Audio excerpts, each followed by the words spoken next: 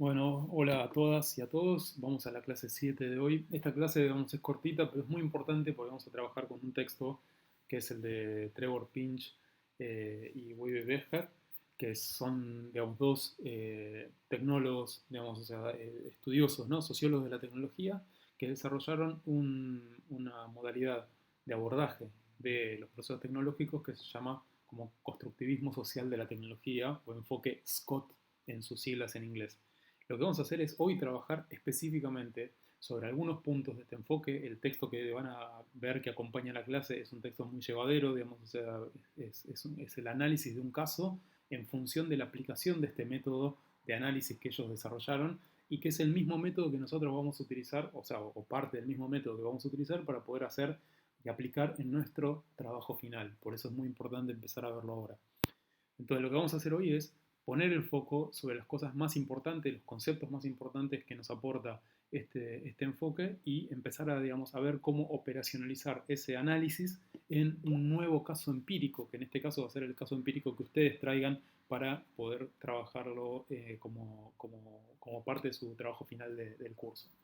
Entonces, vamos entonces a trabajar, digamos, o sea, sobre el enfoque Scott o el enfoque de construcción social de la tecnología que hicieron estos dos sociólogos de la tecnología, uno inglés y el otro holandés, trabajando, digamos, o sea, juntos en este artículo y después en un par más, pero este, digamos, es el más importante donde presentan, digamos, o sea, y describen no solamente un caso, digamos, sino es el caso les permite, de nuevo, digamos, implementar un modelo analítico y para eso, digamos, van presentando sus principales conceptos y los van poniendo a prueba. Entonces, para el desarrollo, digamos, que Pinch y Baker desarrollaron de su modelo Scott, eligieron un artefacto lo más vulgar posible, como es la bicicleta. Entonces, lo que hicieron fue, digamos, dar cuenta de todo lo que no sabíamos de la bicicleta, todo lo que no sabíamos de la bicicleta en tanto artefacto tecnológico. ¿Por qué? Porque estamos acostumbrados justamente a pensar que el modelo de bicicleta, digamos, o sea, que tenemos hoy es más o menos parecido al que hubo alguna vez, que se desarrolló justamente en un proceso gradual y evolutivo, en el cual un modelo era mejor que el anterior, entonces se imponía como un modelo nuevo, y después de ese modelo hubo otro que tuvo mejoras, entonces ese modelo se imponía, que es un poco esa visión, digamos, o sea, bastante lineal y evolucionista de la ciencia que nosotros tenemos incorporada como base en nuestro sentido común. Entonces, si vemos, por ejemplo, este tipo de figuras que son, digamos, o sea, muy presentes cuando podemos analizar tecnologías, digamos, o sea, de cualquier tipo, vemos esta idea de entonces un modelo lineal evolutivo, un primer modelo que aparecía allá, digamos, por 1800, de inicio de 1800, después va evolucionando hacia nuevos modelos de bicicleta que terminan, digamos, o sea, en el modelo que tenemos hoy más generalizado, como, digamos, es el modelo que se produce a escala industrial. La idea, digamos, esta de una evolución de la tecnología en la que un modelo mejor se deriva de uno previo, uno anterior, es justamente lo que Trevor y Baker van a discutir, digamos, en su texto. Justamente lo que van a mostrar es que en realidad esta línea evolutiva donde uno digamos, se despliega del modelo anterior, en realidad en términos empíricos y en términos fácticos históricos nunca existió. En realidad lo que hubo fue otro tipo de configuración en la cual en realidad había coexistencia de modelos diferentes y justamente lo que ellos van a focalizar como punto del análisis es por qué se terminaron seleccionando algunos de esos modelos y generando viabilidad para que puedan seguir funcionando y cuáles no. Entonces, en realidad no hay una idea de modelo exitoso que entonces sobrevive en esta especie de aplicación así, digamos, muy burda de la teoría evolutiva y la selección que se produce en la teoría evolutiva en términos de su desarrollo. No es que había un modelo exitoso que entonces, como es mejor, entonces ese modelo por ser intrínsecamente mejor, por ser tecnológicamente mejor, se impone digamos, o sea, al anterior y entonces genera, digamos, o sea, situaciones. Sino que justamente, digamos, lo que había era múltiples modelos y entre esos modelos se empiezan a dar controversias respecto a por qué, digamos, o sea, un modelo podía ser mejor, digamos, que otro. Y mejor, acá en este caso, siempre, como nosotros estamos viendo dentro del programa empírico el relativismo, dentro de la vertiente constructivista, es que mejor tenemos que ponerlo entre paréntesis, mejor tenemos que interrogarlo, porque en realidad la pregunta es, ¿mejor para quién? No hay algo que sea mejor en términos abstractos, mejor en términos universales. Siempre es mejor para un grupo que justamente, digamos, o sea, correlaciona sus intereses, sus habilidades, etcétera, con un tipo de tecnología determinado. Entonces siempre la pregunta que nosotros vamos a hacernos es, ¿esto es mejor, más justo, más inclusivo, más lo que sea? ¿Para quién? ¿Quiénes son los que están, digamos, o sea, sosteniendo esta tesis? Y la pregunta asociada es, si estos están sosteniendo esta tesis, que este modelo es mejor, es más bonito, más barato, más inclusivo, más lo que sea, ¿hay otros grupos que están sosteniendo lo contrario o que están difiriendo, digamos, de la forma en la cual este grupo está considerando esa tecnología de ese modelo? Bueno, esto es lo que hacen Pinch y Baker, y para eso hacen un análisis que es un análisis digamos, que mira para atrás, mira hacia la historia. Lo que hace es agarrar el modelo, digamos, lo que tomaron fue el modelo de bicicleta que se había generalizado, y a partir de eso empezar a rastrear, bueno, qué pasó con la historia de la bicicleta, qué pasó con lo que hoy no podemos ver, porque en realidad, justamente como se volvió un modelo tan general, tan popularizado, nos parece que en realidad la bicicleta más o menos fue siempre igual, y en realidad hubo muchos cambios, hasta que llegó, digamos, o sea, a establecerse, a estabilizarse ese modelo particular de bicicleta. Entonces, si nosotros, digamos, o sea, empezamos a trabajar junto con Pinch y Baker, y van a ver en el artículo cómo van recuperando justamente esta idea de, bueno, hay que trabajar haciendo un análisis de investigación, un análisis de antecedentes, un análisis donde tenemos que buscar qué otros modelos existieron, qué discusiones y qué controversias estaban asociadas justamente a la irrupción de esos nuevos modelos en la sociedad y en el mercado. Entonces, por ejemplo, lo que vemos es que en realidad hay un montón de modelos que tuvieron, digamos, o sea, que fueron fracasos comerciales y que entonces duraron un tiempo y después no lograron estabilizarse. Hubo otros modelos que, si bien no fueron fracasos, digamos, comerciales, fueron invisibilizados por el crecimiento de modelos que fueron mucho más estables en términos de su adopción por parte de los usuarios, que en este caso vamos a ver justamente quiénes eran los usuarios de las bicicletas y por qué, digamos, eso es importante para considerar. Entonces, lejos de pensar que había en realidad un modelo que sobrevenía al otro y que el otro, digamos, había muchos modelos distintos que estaban compitiendo, digamos, en realidad en ese entonces, en términos de invenciones, y que por determinadas razones unos se lograron imponer a otros. Y esto, digamos, es lo que Trevor y Baker van a hacer en su artículo y es lo que nosotros queremos justamente trabajar con ellos. Eh, entonces, si no tenemos ese modelo lineal en el que un modelo de bicicleta se va justamente derivando del anterior por ser mejor y por ser más exitoso, lo que tenemos es justamente un modelo no unilineal, sino multilineal.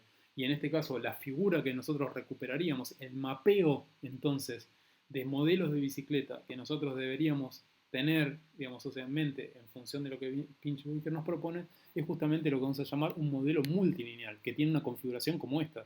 En realidad había distintos modelos, los modelos están puestos en las figuras estas que son como hexagonales, y justamente una asociación entre los modelos, las formas, digamos, o sea, en las cuales se configuran los problemas y quiénes son los que configuran digamos, o sea, el problema de ese modo. Entonces, por ejemplo, si nosotros pensamos en algunos modelos, están vinculados justamente con un tipo de actor social que están representados en esta figura que es casi que digamos, o sea, como un óvalo, y una forma de configuración del problema que está configurado en términos de un círculo. Entonces las tres figuras nos están indicando actores sociales, formas de definición del problema y formas de definición de la solución que están en este caso encarnadas en un artefacto que son las figuras hexagonales. Entonces, lo que vemos es que lejos, digamos, de una forma de representación entonces lineal, lo que se nos abre es en esta perspectiva que es reticular, es una red, y esa red tiene conexiones. Entonces, lo que vamos a hacer en nuestro análisis, aprendiendo de lo que hicieron Pinch y Baker, es justamente a reconstruir esas conexiones, a mapear esas conexiones. Eso es lo que vamos a hacer en el trabajo.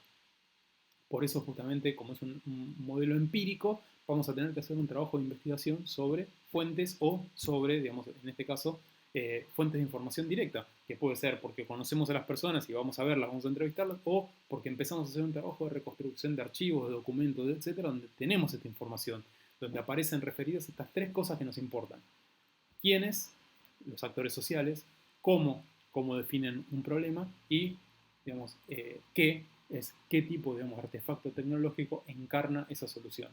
En este caso, digamos, tenemos actores sociales, forma de definición del problema y artefactos que son bicicletas, pero podríamos tener otras cosas. En vez de artefacto bicicleta, podríamos pensar en otro tipo de tecnologías. ¿eh? Entonces, La cuestión, digamos, o sea, es hacer este trabajo de reconstrucción. Y la idea, digamos, es justamente pensar en que todo, digamos, este universo, que es sumamente heterogéneo, en vez de ser, digamos, o sea, homogéneo, en el cual hay un modelo solo de bicicleta y lo único que estoy pensando es en el artefacto, ahí estaríamos en un planteo determinista, lo abrimos en términos de ver sus interacciones justamente con distintos actores sociales y distintas formas de pensar problemas y soluciones. A esto le vamos a llamar las dinámicas de problema-solución. Entonces, no hay una única forma de definición de un problema y por lo tanto de una solución, sino que hay múltiples. ¿Por qué hay múltiples? Porque hay distintos actores y esos actores van a configurar de distinta manera, a veces en forma radicalmente diferente, a veces con variaciones digamos, mínimas de cómo configurar esos problemas y esas soluciones, pero tenemos que hacer ese mapeo lo más efectivo posible. Entonces, esta es una perspectiva que no sirve en abstracto, sirve solamente si nosotros vamos a hacer un trabajo empírico, es decir, un trabajo de búsqueda de esto, de quiénes y cómo y qué, digamos, o sea, intervino justamente en esa configuración.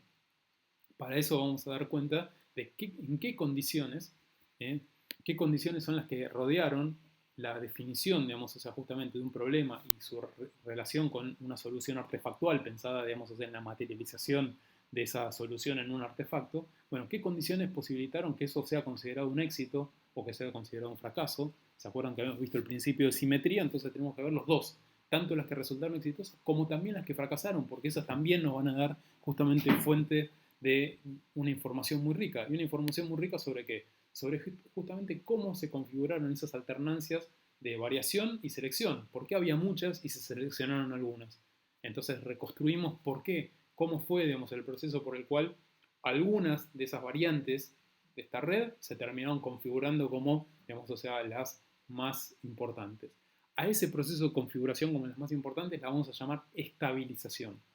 Esa forma, digamos, o sea, logran estabilizarse frente a las otras, justamente porque van, como vamos a ver ahora en la próxima filmina, porque justamente lo que van haciendo es alineando los actores. Es como esto, que es una retícula, digamos, muy amplia, al final de todo, digamos, o sea, lo que vamos a reconstruir es ver cómo en realidad muchos de estos, digamos, estas formas, estas dinámicas de problema-solución, se van subsumiendo en las formas de definir problemas y soluciones que tienen algunos actores en particular, porque tienen más poder, porque logran demostrar, digamos, o sea, con mayor vehemencia, porque tienen apoyo de otros actores, determinadas situaciones que nosotros vamos a reconstruir empíricamente. Esto quiere decir, no podemos, podemos establecer esto como un modelo de análisis, como un modelo de abordaje, pero no podemos especificar de una vez y para siempre cómo se mueve, cómo es la dinámica que se da dentro de esa retícula.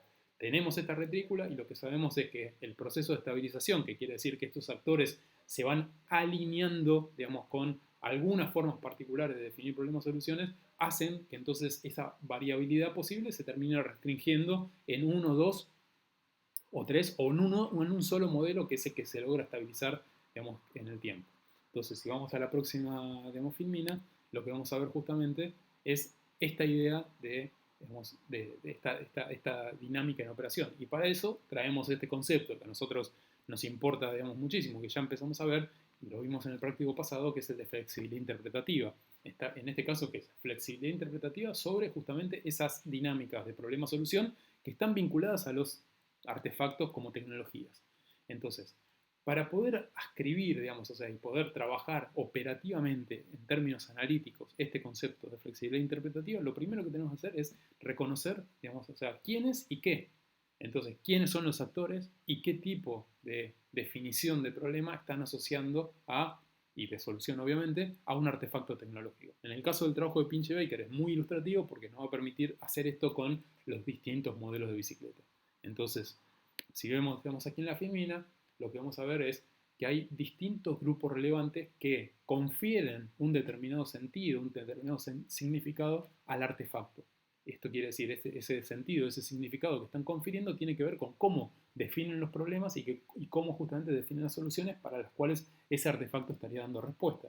Entonces, por ejemplo, lo que vamos a ver es que hay distintos grupos sociales relevantes. Así es la categoría. Esta es la categoría que nos tiene que quedar, digamos, o sea, como importante, es la de grupo social relevante. No son individuos, no son sujetos solos, aislados, los que confieren sentido, sino que uno siempre lo hace en función de una forma de ver el mundo y una forma de ver la realidad. Por eso no somos sujetos sueltos, sino que somos parte, digamos, somos sujetos colectivos. Entonces, la identificación de actores sociales no tiene que ver con individuos, sino que tiene que ver con justamente cómo esos individuos están representando las ideas que son colectivamente elaboradas. Entonces, por ejemplo, en relación a la bicicleta había un grupo social relevante que eran los fabricantes, que estaban, digamos, o sea, poniendo justamente en el desarrollo, en el pleno auge del capitalismo en ese momento, el desarrollo de un modelo de negocio, de un modelo productivo. Eso era su punto más importante. Otro grupo eran los que pensaban que ese artefacto podía tener algún tipo que ver con algún uso deportivo. Entonces les iba, digamos, a servir. Otros los que pensaban en una cuestión más recreativa. Pero además, dentro de esos grupos, vamos a identificar también en algunos casos subgrupos, como por ejemplo, ese artefacto era lo mismo para varones y para mujeres. No, para mujeres, digamos, era un objeto bastante prohibido. Digamos, o sea, se suponía que permitía mostrar los tobillos, digamos, era un objeto impúdico. Entonces, el uso que las mujeres le daban o la forma que las mujeres pensaron en esos artefactos difería del uso que le daban los hombres. Entonces, de eso estamos hablando justamente cuando estamos pensando en grupos sociales relevantes. Grupos sociales relevantes porque están dotando justamente de un sentido compartido en términos de un colectivo, de un conjunto, a un artefacto determinado. En este caso, la bicicleta sirve para solucionar el problema de tener, digamos, o sea, una actividad deportiva. Entonces tiene que ser un objeto veloz. En otros será, digamos, o sea, para pensar que tenía que servir como un medio de transporte para clases populares. Entonces, más que veloz, tenía que ser seguro. Entonces, la bicicleta segura iba a ser el artefacto que daba solución a ese problema. ¿Eh? Entonces, siempre la definición de los problemas y soluciones están vinculadas al artefacto. Y podríamos decir que el artefacto, entonces, toma, digamos, o sea, alguna de estas características en función de cómo es definido el problema al que está respondiendo. Ahora bien, cuando identificamos grupos sociales relevantes, no vamos a identificar solamente aquellos que están a favor, digamos, o que ven positivamente la implementación de un artefacto, sino incluso los que están en contra, porque los que están en contra también terminan moldeando la forma en la que ese artefacto se va a desarrollar. Entonces, por ejemplo, los grupos anticiclistas, ¿eh? que, digamos, decían que, por ejemplo, los que se oponían al uso de la bicicleta por parte de las mujeres, porque lo consideraban inmoral. Bueno, eso, digamos, o sea, fue tomado por los grupos que promovían el uso de la bicicleta o por los fabricantes y modificaron el diseño en función de tratar de responder, digamos, a eso. Entonces, por eso es importante considerar no solamente los grupos que están a favor, sino también los que se oponen. Entonces, eso, digamos, o sea, cómo se definen los problemas de las soluciones tiene mucho que ver con cómo, digamos, está planteado esa cuestión. Por otra parte, algunos, como decíamos recién, algunos grupos específicos están confiriendo, digamos, o sea, algunos sentidos que son importantes para tener en cuenta esta idea de, bueno, las mujeres, los niños, por ejemplo, los ancianos, digamos, o sea, cómo se vinculaban. Y esto lo tenemos que pensar siempre y cuando lo encontremos en el registro, pero a lo que estamos, digamos, o sea, haciendo el llamado de atención ahora es para estar atentos a ese tipo de cuestiones. No todos los grupos sociales, o sea, la van a definir de la misma manera y a veces lo que puede pasar es que dentro de un grupo social relevante que estamos identificando aparezcan indicios para poder justamente dividirlo y subclasificar ese grupo social relevante en dos o en tres o cuatro más posiciones. Entonces tenemos que estar atentos a eso. Justamente, digamos, o sea, por eso estamos pensando que la existencia de estos grupos sociales relevantes abre entonces la flexibilidad interpretativa del artefacto. Si yo pienso, digamos, en este, digamos, artefacto que es mate, para todos los que estamos acostumbrados a usarlo significa una cosa, pero un extranjero, digamos, o sea, significa otra cosa muy, muy diferente. Para mí es sinónimo de mañana, levantarme, placer, no puedo vivir sin el mate. Ahora, para otro extranjero puede ser significado un vehículo de transmisión de enfermedades y vectores. Por lo tanto, cuando le ofrezco un mate pensando que va a tener el mismo sentido que yo, se va a horrorizar. Y va a tratar de limpiar la bombilla, yo me voy a ofender por estar limpiando la bombilla.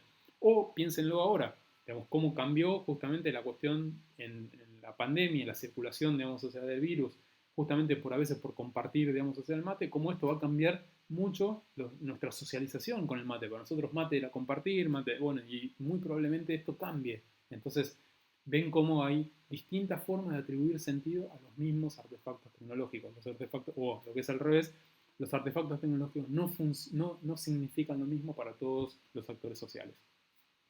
Por eso justamente, digamos, para poder analizar, digamos, o sea, esto en estos términos, vamos a buscar controversias. ¿Por qué?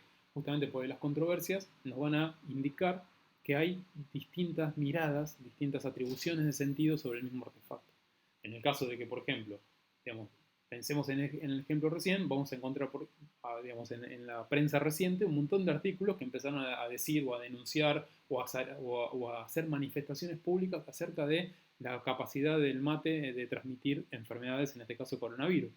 Fíjense que hasta la Cámara de Yerbateros tuvo que sacar, digamos, o sea, una campaña de prensa para justamente decir que el mate era seguro, para dar una serie de indicaciones, para decir justamente que no lo podían compartir, entonces cómo hacer para tomar mate en tiempo de pandemia. O sea, todas esas manifestaciones públicas surgen a partir de que hay una controversia pública.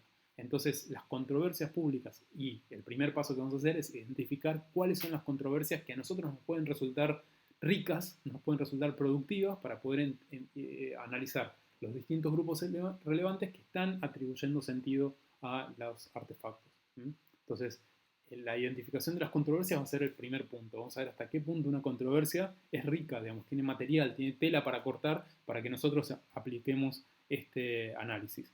Justamente, digamos, o sea, digamos, y esto es súper importante, como dijimos que es un trabajo, digamos, o sea, de base empírica, lo importante, digamos, es que nosotros busquemos y hagamos el trabajo de análisis de información. Por eso, a partir de ahora, muy probablemente los prácticos los trabajemos directamente sobre el estudio que vamos a realizar. Y lo que vamos sea ir trabajando sobre avances que vayamos teniendo en este trabajo de elaboración, que quiere decir un trabajo de investigación, un trabajo de investigación de antecedentes.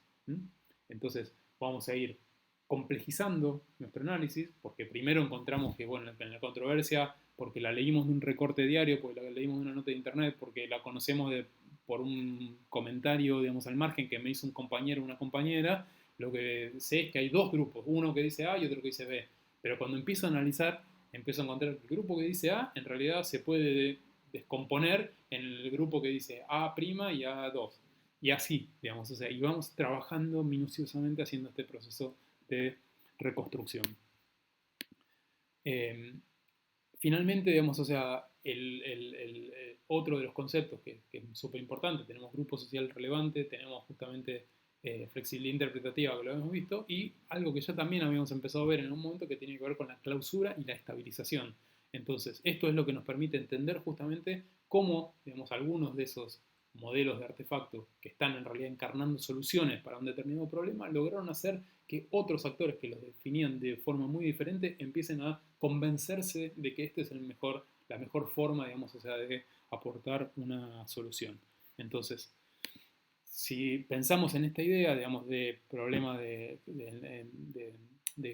dinámicas de clausura y estabilización, vamos a ver justamente que si la flexibilidad interpretativa, la forma de atribuir sentido, lo que hace como resultado es dar modalidades muy diferentes de construir los artefactos, de construir las tecnologías, digamos, de redactar una normativa, digamos, de especificar un procedimiento, de construir un objeto, digamos, todo ese tipo, digamos, o sea, de representaciones materiales de la tecnología, vamos a ver que justamente esos artefactos materialmente están encarnando esta flexibilidad interpretativa, esta forma diferente de entender la dinámica de problema y solución. En algunos casos, por ejemplo, podemos ver en estas imágenes que estamos viendo, cuando el problema era definido justamente por un problema de velocidad, lo que se empezó a desarrollar para tener, digamos, o sea, vehículos que en ese, digamos, caso permitían desarrollar una velocidad mayor, era tener este tipo de bicicletas que eran con la rueda muy alta, una rueda muy alta y una rueda de apoyo atrás. Sin embargo, había otro problema, digamos, o otros grupos sociales que definían el problema o definían este diseño como un problema que tenía que ver con el problema de la seguridad. Estos aparatos eran veloces, pero eran muy inseguros, porque hacían, digamos, o sea, la rueda se trababa y lo que generaba eran caídas.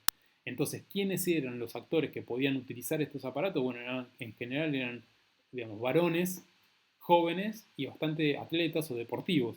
Pero sin embargo, este modelo de bicicleta era muy poco útil para este tipo, digamos, de configuración, que era un señor de mayor edad, que probablemente lo usaba como medio de transporte o como vehículo recreativo. Para este señor y para este grupo social, digamos, que está representando, este señor representa este grupo social relevante, el problema principal no era la velocidad, sino que era la seguridad.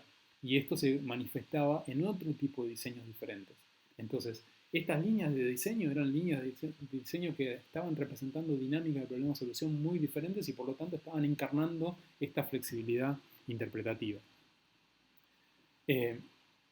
el diseño, digamos, de los artefactos, el diseño de los artefactos de organización, de los artefactos de producto, ¿no? De los artefactos materiales, encarna entonces justamente esta definición de problemas-soluciones que puede variar, ¿sí? Que va a ser muy diferente en función de los grupos sociales que están atribuyéndole sentido. Entonces, el trabajo, digamos, de Pinch y Baker es súper importante porque nos muestra que en vez de haber esta evolución lineal de la bicicleta en el cual cada modelo era intrínsecamente mejor que el anterior, ¿sí? Lo que hay es distintos modelos que en realidad representaban distintas formas de representar problemas y soluciones. Lo que pasa es que hay unos que se imponieron a otros. Por lo tanto, la idea, digamos, o sea, de pensar en los procesos de clausura y estabilización tienen que ver justamente con cómo estos modelos y esta definición del problema que hace un determinado usuario se termina estabilizando en el tiempo. Y esto es lo que Pinch y Baker van a llamar como mecanismos de clausura y van a identificar dos tipos de mecanismos de clausura. Uno es el que llaman retórico.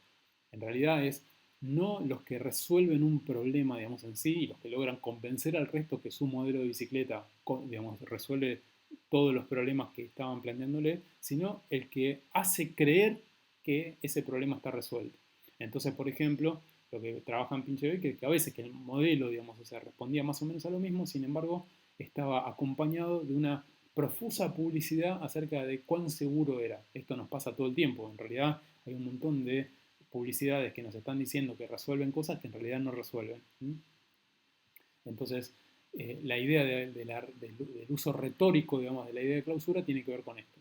Luego, hay otro tipo de clausura que en realidad es el más frecuente, que es el que en realidad redefine el problema. En vez de pensar que el problema es la seguridad, lo pasa, digamos, o sea, o la velocidad, perdón, lo pasa a redefinir en función de otras cosas, porque justamente lo subsume. Entonces, ahí lo que vamos a ver es cómo en realidad hay en juego procesos de traducción de cómo un grupo social relevante está pensando, digamos, o sea, la dinámica problema-solución es traducida en los términos en los cuales otro grupo social relevante define esos problemas. Ahí, digamos, o sea, hay una cuestión súper importante que tiene que ver con algunos diseños empezaron a incorporar en vez de digamos, una rueda de goma dura, la cámara de aire. Esa cámara de aire, que en un principio se pensó para que la bicicleta vibre más y por lo tanto sea más segura, generó justamente, en realidad, un incremento en la velocidad. Entonces, todos los grupos, digamos, sociales relevantes que estaban pensando en que el problema a resolver era el problema de la velocidad, terminaron entonces alineados con aquellos que resolvían el problema de la seguridad. Por lo tanto, el problema, digamos, o sea, de este último modelo de bicicleta, lo que permitió, digamos, este modelo con ruedas que son más o menos equivalentes y en la cual la tracción no se empieza a dar adelante como era en este modelo todavía, sino que se empieza a dar en función de la rueda trasera, tenía que ver justamente con pensar en cómo se redefinen esos problemas y por lo tanto los modelos dejan de ser un montón, sino que se van estabilizando en función de más o menos un modelo similar, que también presenta alternativas, pero que entonces, digamos, mucho más homogéneo. El grupo social relevante que estaba pensando que el problema era la velocidad, entonces alineó justamente su perspectiva con los que estaban pensando que el problema, digamos, a resolver era el de la seguridad. Los dos, digamos, o sea, grupos relevantes terminaron uniéndose en términos de cómo definir el problema o asimilándose, y todo por estos procesos de traducción. Entonces, lo que analizan Pinch y Baker, bueno, ¿cuáles son esos procesos de traducción? Y por ejemplo, empezar a pensar que para promocionar la bicicleta, digamos, aunque sea la bicicleta segura, como también era, digamos, versátil en términos de velocidad, empezaron a organizar carreras de bicicleta. Entonces, el que pensaba en términos de seguridad, cuando veían a alguien compitiendo a tan alta velocidad y montando una bicicleta, en realidad, por más que estaba pensando en el tema de la seguridad, lo que veía era justamente, bueno, si estos tipos pueden usar la bicicleta andando tan rápido y en forma, digamos, o sea, tan bruta, yo que voy a hacer un uso mucho más tranquilo, entonces no voy a tener problema y va a ser una bicicleta segura. Eso, digamos, es lo que estamos hablando en términos de traducción, que son cosas que también vamos a tener que identificar.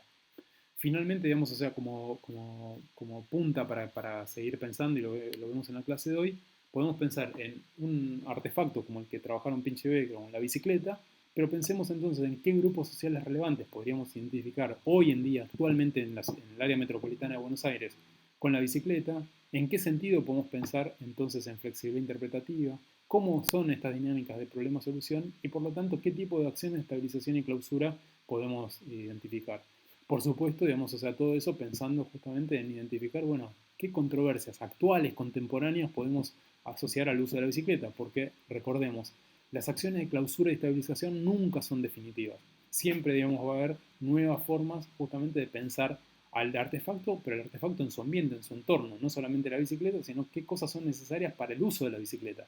Cosas de vestimenta, cosas de infraestructura urbana. Podemos pensar en muchas líneas para poder justamente ampliar estos análisis de construcción social de la tecnología, que son los que vamos a trabajar, digamos, o sea, de acá en más, y justamente nos vemos entonces en la clase de hoy a la noche, pero bueno, igual lo seguimos trabajando en el práctico, etcétera, digamos, a quienes puedan se suman, los que no, digamos, trabajamos con estos materiales, y también les voy a dejar una página web donde hay un resumen también muy lindo del texto que me parece que vale la pena compartir. Nos vemos entonces hasta la próxima clase.